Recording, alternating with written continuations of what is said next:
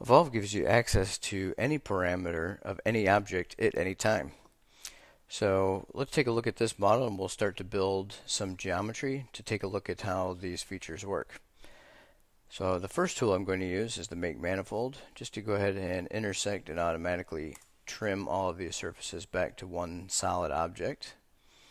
And then the second thing I may want to do is add some details. So I have a couple spheres that I'll go ahead and turn on or unhide.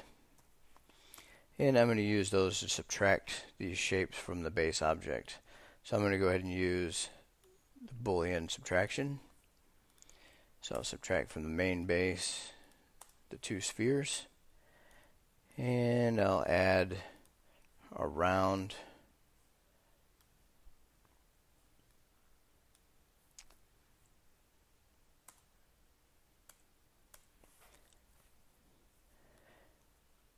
and now I'm going to go ahead and decide that I really maybe don't want this round at the bottom. So to edit any of the parameters, simply press the space bar or click on the icon at the top left. And now you'll see that the parameters are highlighted and selected in this case. So I'm going to go ahead and just select this bottom radius, and I'm going to delete it by pushing delete on my keyboard. And in the modeling tool panel, I'm going to select go, which will now update the geometry.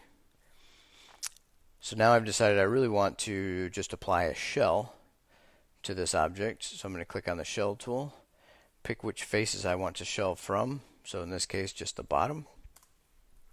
And then select the thickness that you want to use. So I'm going to use 0.2 to get started and see what that looks like. Now I can go back to any part of the model and choose any of the parameters that were used to update this model. So if I go back all the way back to the original curves, now that I see the model generated, maybe I want to change the shape a little bit.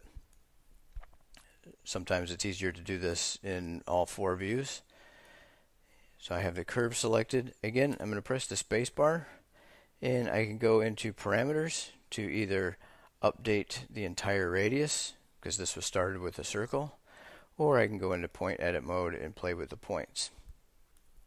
I'm going to select on the model again, and I'm going to take a look at the round tool.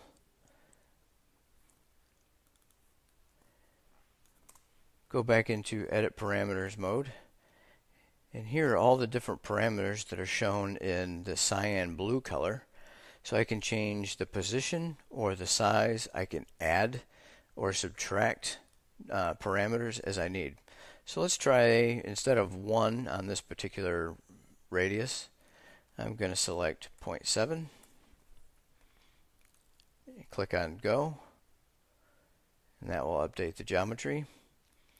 Or maybe I want to change these details or these features of the model here. So again, if you select on the model, in the modeling construction history, you can go back to any one of the objects that you want to interact with. So I've got this sphere or this sphere.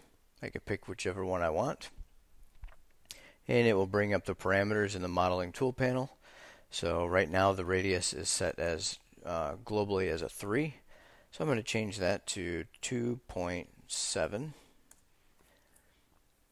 And by changing its parameter, the resulting model will automatically be updated through the construction history.